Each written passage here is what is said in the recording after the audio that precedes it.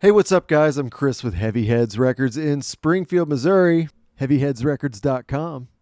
Thank you for checking out this video. In this video, I head out towards Nixa, Missouri to check out a record collection, a really big record collection. And this video should give you an idea of what, a day in the life is like. One thing I love is hitting the road on a nice day and hitting the country and seeing if I can find a good vinyl collection. And as you can see, I walk in the house to a room full of vinyl and kind of survey the situation and see how I want to proceed with the dig. Once I figure out which route I'm going to go, I get into it and I start finding stuff right off the bat. So I was a little worried about this dig.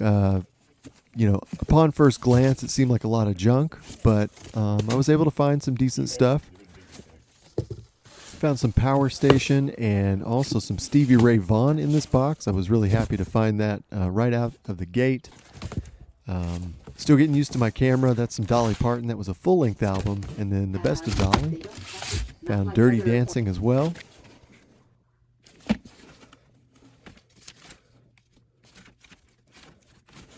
Good funk and soul, good R&B in the collection. There's some jazz right there, some Dave Brubeck, and Fleetwood Mac, out of nowhere. A little bit of Cream. I was really happy to find this first edition. Of course, that's Kenny Rogers Band, and I just thought the cover on this one was funny and how it came out of the box. Little Pat Boone. And some of these records were hard to get to. It was a little cramped. How about Boxcar Willie? Used to have a theater in Branson, Missouri. And then more Diana Ross.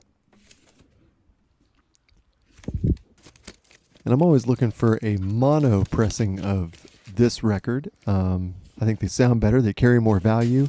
And that's why I never find them. And this one's just really, really cool. Not a whole lot of value here, but love seeing that Columbia 6-Eye, and I can't wait to listen to it. Of course, I'm pulling Frank Sinatra.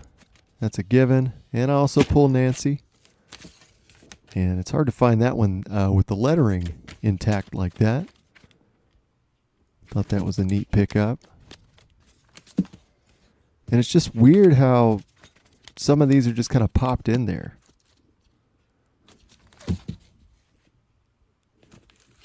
Usually you'll find a pocket of good stuff. These are really few and far between.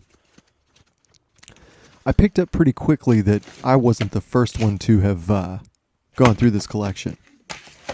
And sometimes I'll find stuff that has nothing to do with vinyl, and I usually try to grab that as well if I'm interested. So there were a couple units like this in the house, scattered throughout. There was vinyl everywhere, little pockets of vinyl in different corners. So this was a fun dig, but a lot of work too. I think it's important to enjoy yourself at work too.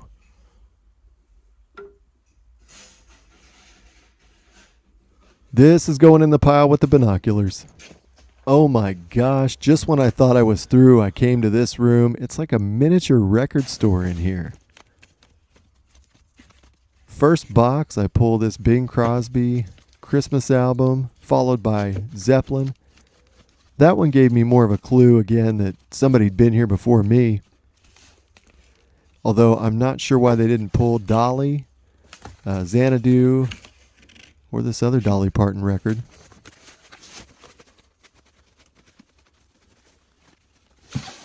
Whoever was there before me, they still left behind a lot of gems, although I'm really curious to see what was there beforehand, or maybe I'd prefer not to know.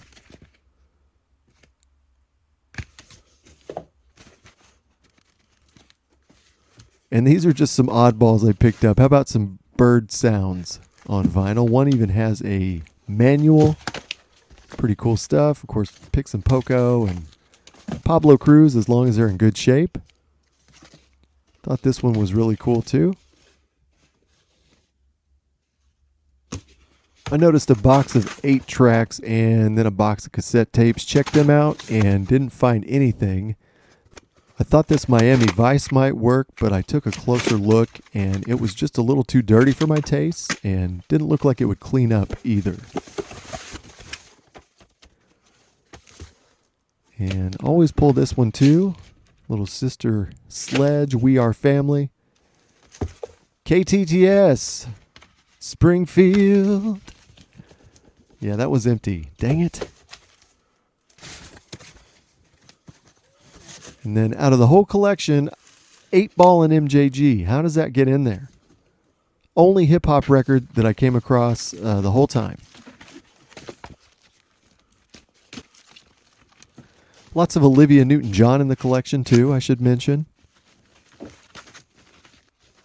Always like picking up her stuff.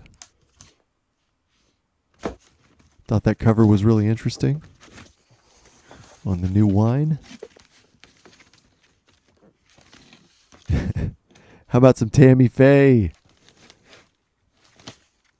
I mean, just look at that cover, man. Hey, it's Blondie. Mamas and the Papas, always pull them too. That one's probably VG. How about this one? Always pull this one. Is that Paul Simon's hair or Garfunkel's mustache? I love finding these old school disc washers in the wild. I just think they're cool. I've found a few over the years. And more Olivia Newton-John. I don't see that one very often.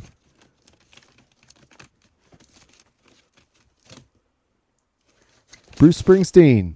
Oh, no. Other Boss. Can't go wrong with the Top Gun soundtrack. So at the end of the day, this is what I wound up with. A lot of it was in VG shape, but there were definitely some records in here that were really clean. Stevie Ray Vaughan was in really good shape. The Fleetwood Mac was as well. Dirty Dancing was. So yeah, I was really satisfied with what I was able to find, especially given that I wasn't the first one to get there.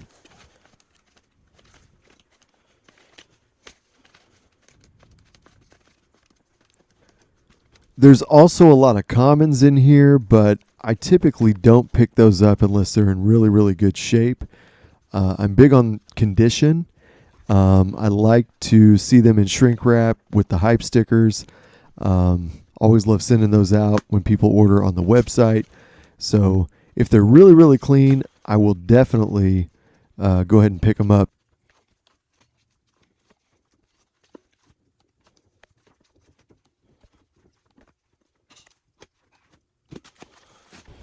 Got them all loaded up in the car, including my box of trinkets I found during the dig, and filled up the front seat too.